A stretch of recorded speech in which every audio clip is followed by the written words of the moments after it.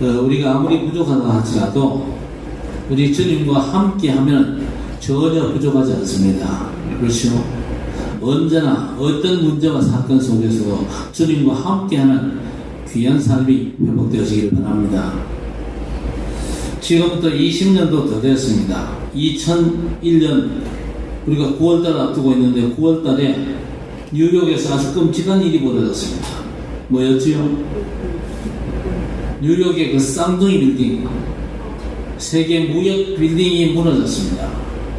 저도 그 빌딩에 올라갔었거든요. 대단한 빌딩입니다.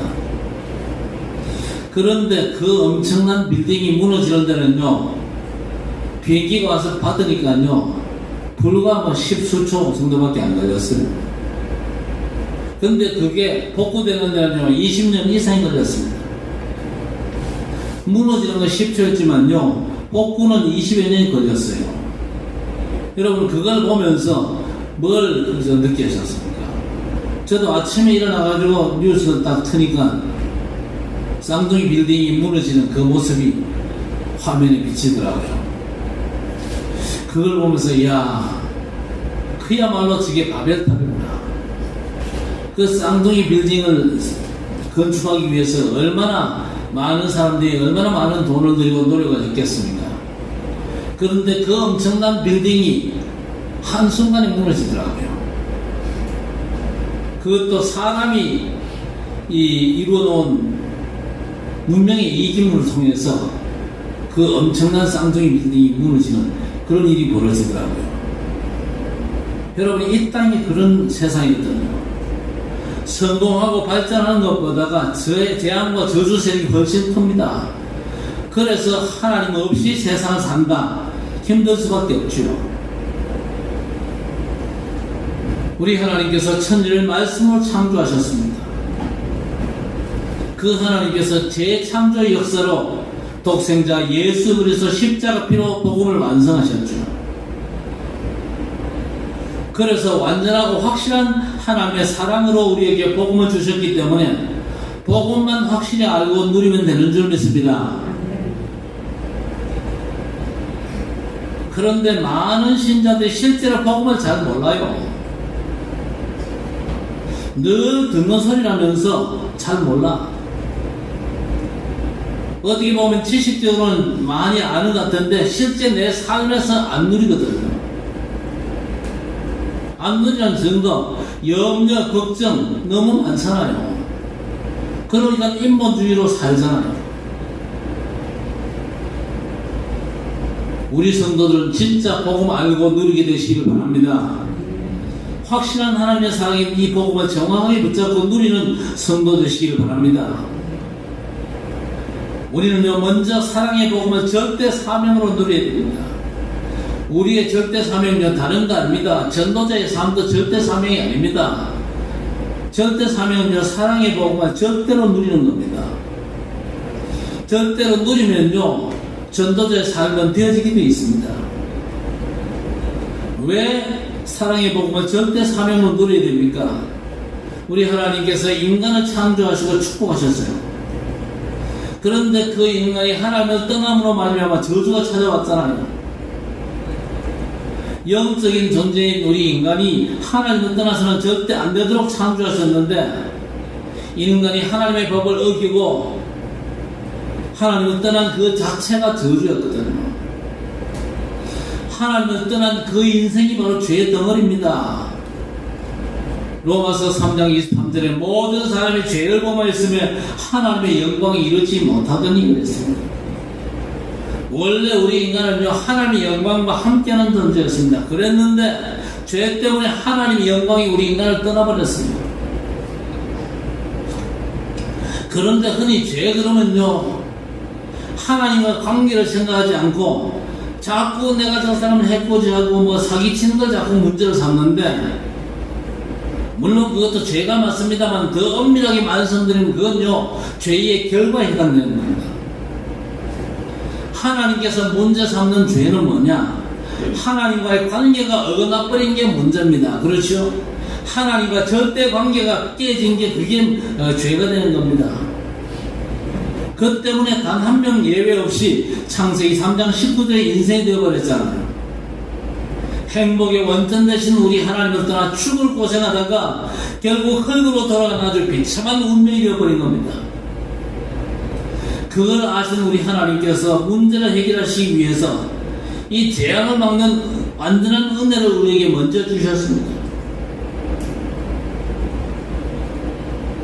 에덴 동산에 범죄하고 난 뒤에 하나님께서 생명나무로 향하는 길을요 화영검으로 막으셨다고 그랬습니다. 그게 하나님의 사랑입니다. 하나님과 바른 관계 속에 있을 때의 생명나무 열매가 해당되는 거지, 하나님과의 그 관계가 깨어져 버린 그 상황에서는요 생명나무 열매는요 오히려 인간에게 더 해로움을 끼치는 겁니다. 그래서 막으신 거죠. 그리고 하나님 보시기에 항상 악한 세상은 홍수 심판으로 하나님의 사랑을 나타내셨습니다. 그러니까 홍수 심판 자체가 하나님의 사랑이죠. 그리고 하나님은 대적함으로 성공하려고 하는 이 바벨탑 사건에 어느 혼란을 주셨습니다. 그래서 사람들을 흩어지게 하신 것이죠. 그것도 하나님의 사랑이었습니다. 여러분, 우리가 세상을 잘 알아야 됩니다. 잘 살고 번성하고 발전할수록 세상은 재앙이 옵니다. 성공할수록 우리 인간들은요 하나님을 대적하게 되어 있어요. 과학문명이 발전하면 발전할수록 하나님을 대적합니다. 제4차 산업시대가 열렸죠.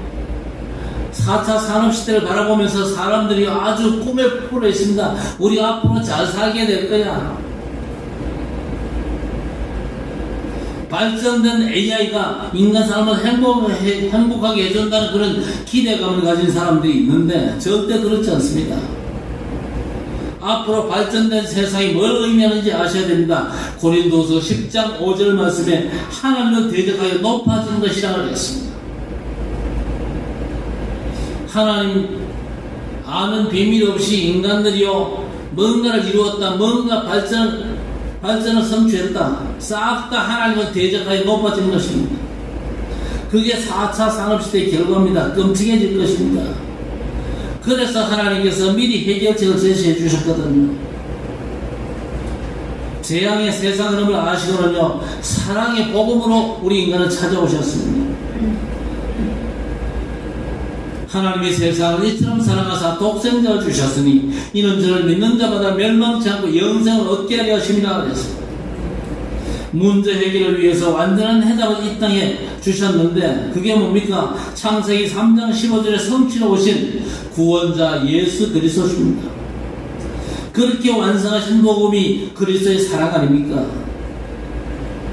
이 완전한 사랑은 그리스도께서 십자가의 죽으심으로 완벽하게 성취가 되어진 겁니다. 로마서 5장 8절에 우리가 아직 죄인 되었을 때에 그리스도께서 우리를 위하여 죽으심으로 하나님께서 우리에 대한 자기의 사랑을 확정하셨다는 것입니다. 그래서 우리 하나님은 어느 시대 어느 나라든지 재앙과 멸망을 넘어서서 구원받고 승리하도록 시대마다 전도자를 세워가지고 사랑의 복음을 전해주신 겁니다. 완벽하게 완성하신 사랑의 복음이 바로 요한복음 19장 30절의 말씀 아닙니까? 십자가 운명 직전에 마지막 선포하신 다 이루었다고 하는 그 엄청난 축복의 말씀. 우리는 그 말씀을 먼저 붙잡고 승리하셔야 됩니다.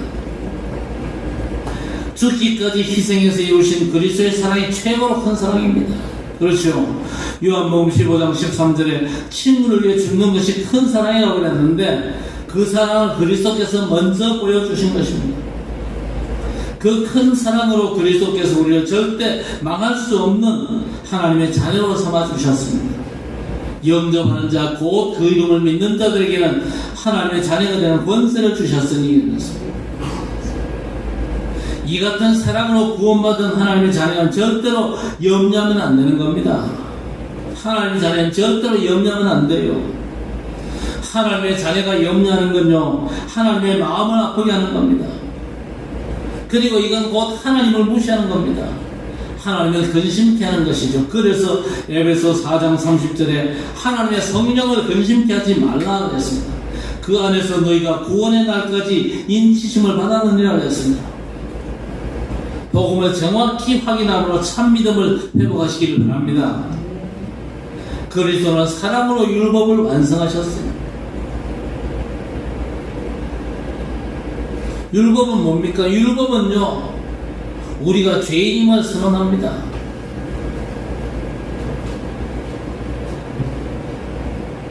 우리가 하나님에서 떠난 존재임을 분명히 지적해주고 있습니다.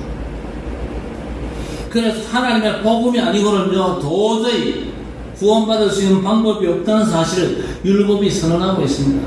왜냐? 율법은 우리를 정죄하니까요. 우리를 정죄하는 대신 우리를 그리스도께로 인도하는 몽학선생이라고 했습니다. 하나님은 우리를 통해서 하실 계획이 있어가지고 우리를 구원하셨거든요. 그래서 하나님은 우리 모든 성도에게 천명을 주셨습니다. 또 시대마다 성도에게 소명을 주셨어요. 그래서 여러분의 삶의 현장에서 매일 감당해야 될 사명이 있는 겁니다. 오늘 8절에 뭐라고 했습니까? 사랑의 빛 외에는 아무에게든지 빚을 지지 말라 그랬습니다. 사랑의 빛 외에는 아무에게도 빚을 지지 말라. 사랑의 빚은요, 우리가 절대 못 갚는 빚입니다. 그렇지요? 자, 이 말씀은요, 빚지지 말라는 것이 아니고, 처음부터 우리가 누구냐? 하나님께 빚지고 시작하는 사람이라는 겁니다. 하나님께로부터 받은 사랑의 빚을 모두가 지고 있습니다. 그래서 우리가 살아가는 모든 삶은요, 그 빚을 갚는 것이라는 말씀이에요. 우리가 하나님의 너무나 엄청난 사랑을 받았잖아요. 우리가 아무리 애를 써도 다 갚을 수 없는 엄청난 사랑의 빚을 졌습니다. 하나님의 생명을 빚지고 우리가 구원받았거든요. 그래서 하나님은 우리를 세상의 소금으로 부르셨고, 또한 우리를 나뭇가지로 비유하셔서 하나님께서 열매 맺게 해주시겠다고 말씀을 주셨습니다.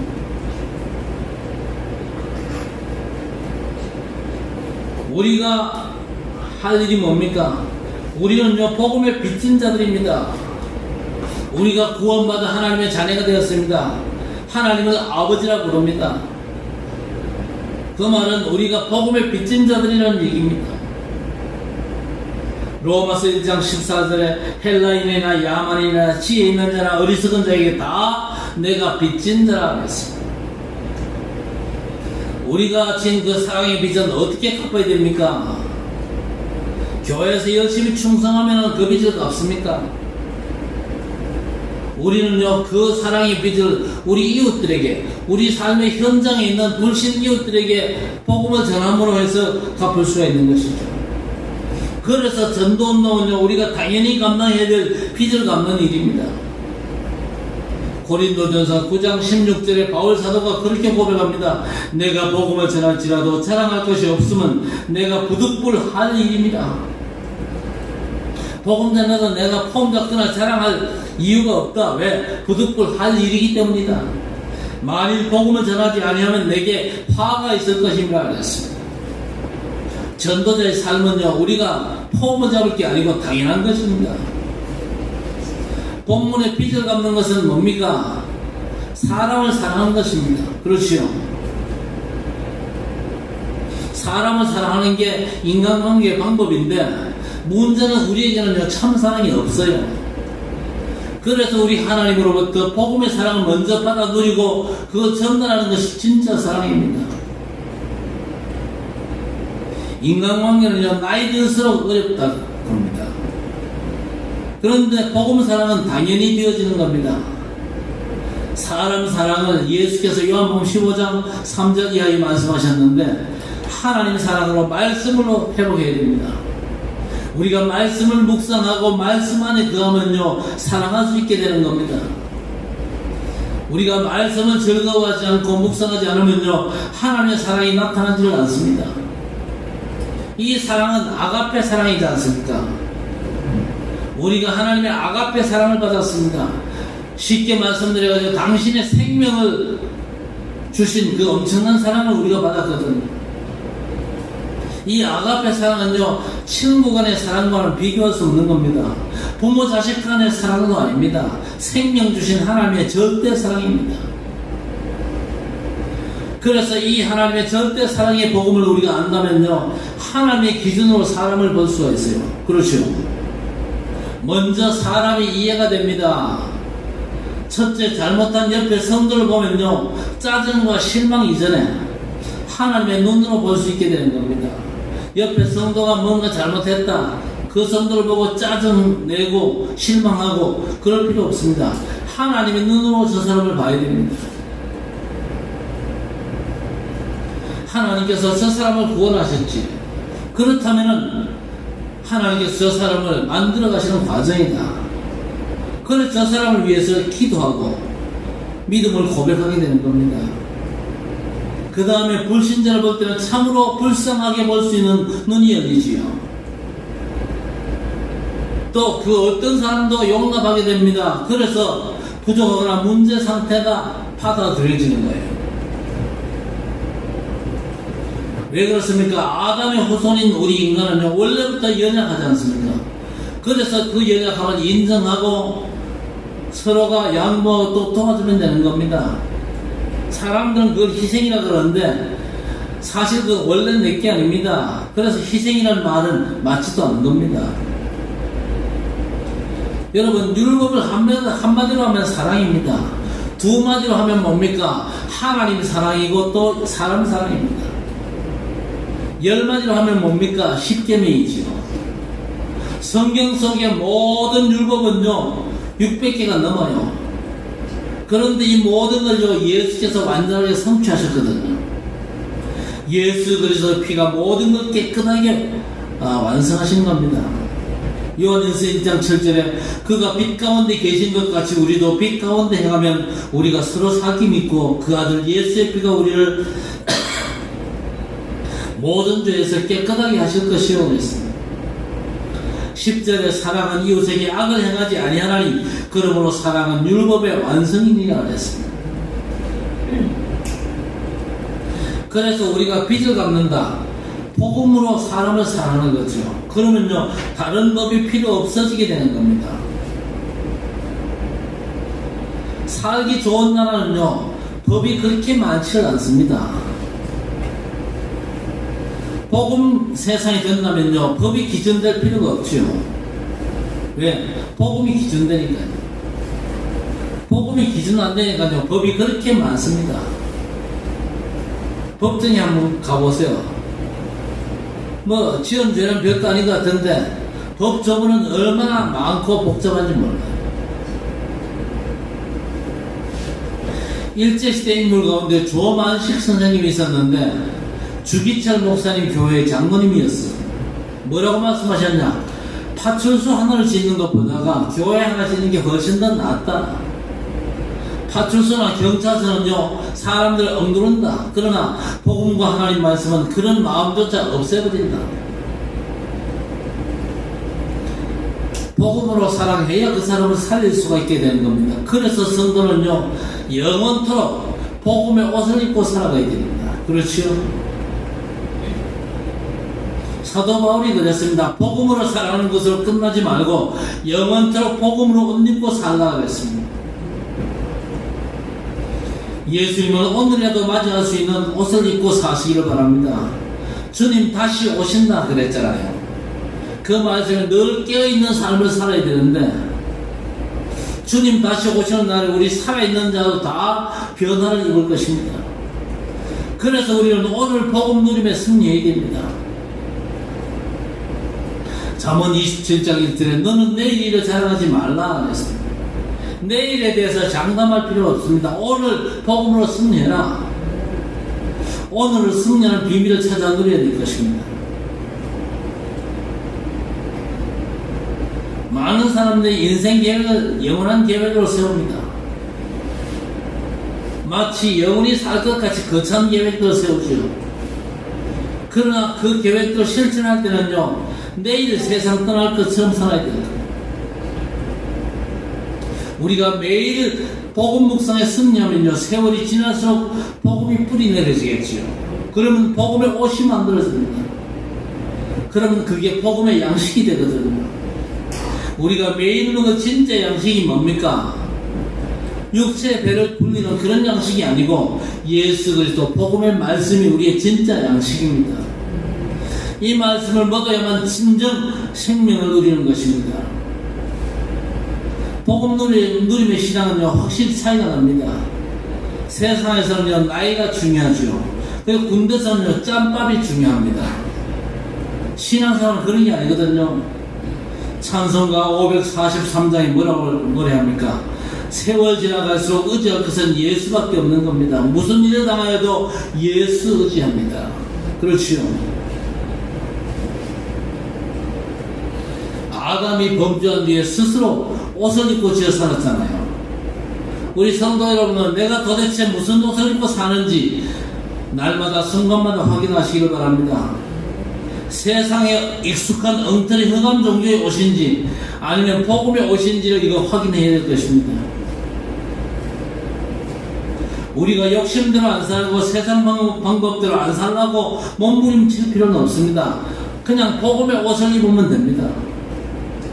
그래서 에베소 6장 11절에 하나님의 전신갑주를 입으라고 했습니다. 쉬우면서도 어려운데 쉽다는 건요, 우선 재료가 뭡니까? 복음의 말씀뿐이요. 그래서 쉬운 겁니다. 그런데 그 복음의 말씀을 묵상하면요, 구원의 확신이 오죠. 누리면 뭐가 옵니까? 마음에 참된 감사가 터져나오는 겁니다. 이게 구원의 투구거든요. 그리고 살면서 내 신념과 의지가 아닙니다. 하나님 주신 언약과 믿음으로 살아가는 것이 믿음의 방패입니다.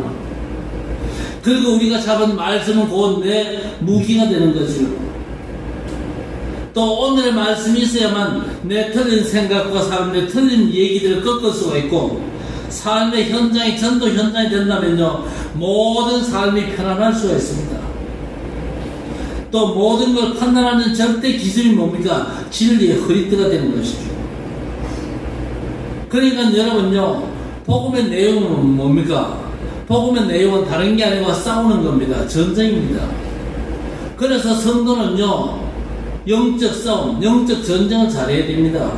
여러분 모두가 잘 싸우시기를 주의 이름으로 축원합니다.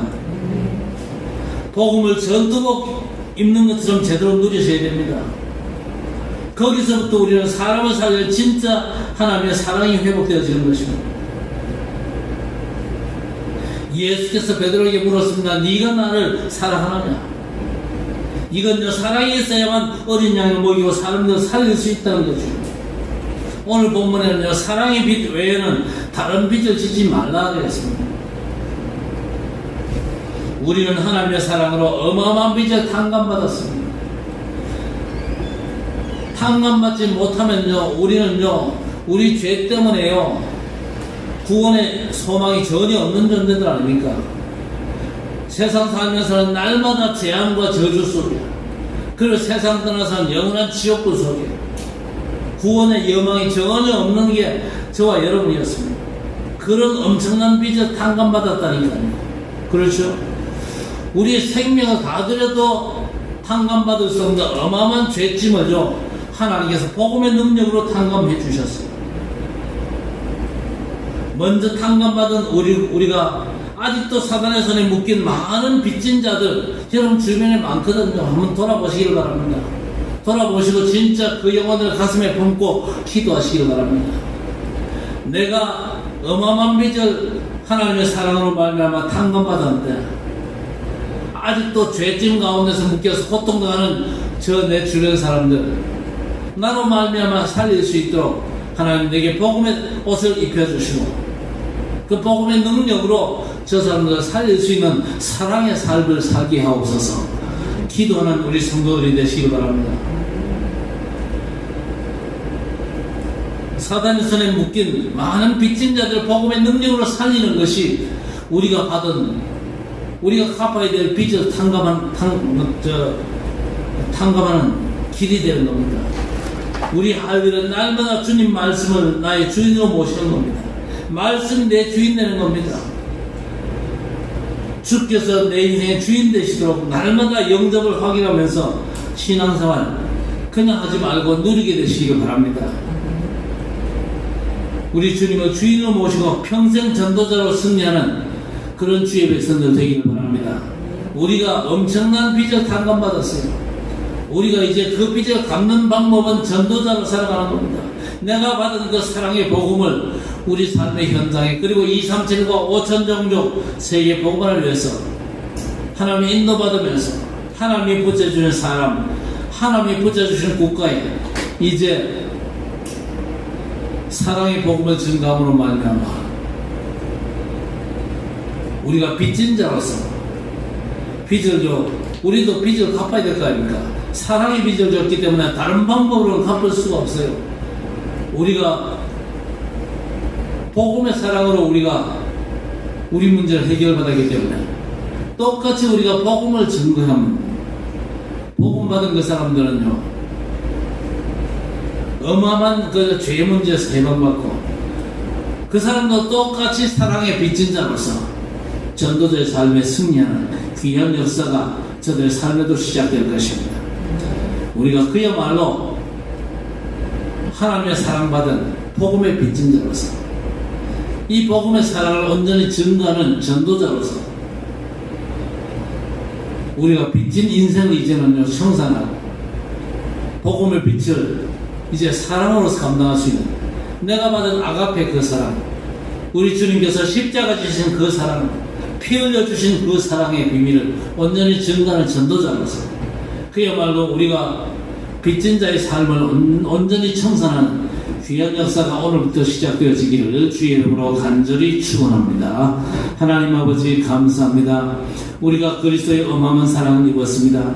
우리가 도저히 갚을 수 없는 그 엄청난 빚인데 하나님께서 우리를 그리스도 안에서 구원해 주셨고, 그리스도께서 우리를 위하여 십자가에 죽어 주심으로 말미암아 그 십자가 피의 공로로 말미암아 우리가 이제 구원받고 하나님의 자녀가 되고 엄청난 사랑의 빚진 자가 되었는데, 이제 그 사랑의 복음을 온전히 증거하는 전도자로서 우리 주변의 모든 사람들 가운데 하나님이 예배한 사람을 찾고 그 사람 가운데 그리스도의 복음을 증거함으로 말미암아 우리가 복음의 빚진 자의 삶을 온전히 청산하는 진정한 전도자로 승리할 수 있도록 하나님 역사해 주시옵소서. 우리 모든 성도 한 사람 한 사람이 빚진 자 의식을 가질 수 있도록 은혜를 입혀주시고, 빚진 자로서 이 사랑의 복음을 증거하는 참 전도자로서 온전히 쓰임받는 주의 백성들 될 수 있도록 우리 하나님 역사해 주옵소서. 그래서 사랑의 빚을 온전히 탕감받아서 이제 전도자로 사람을 살리고 사람을 세우는 가장 귀하고 복된 사역을 주의 백성들 온전히 감당할 수 있도록 우리 하나님 역사해 주옵소서. 예수님의 이름으로 간절히 기도드리옵나이다.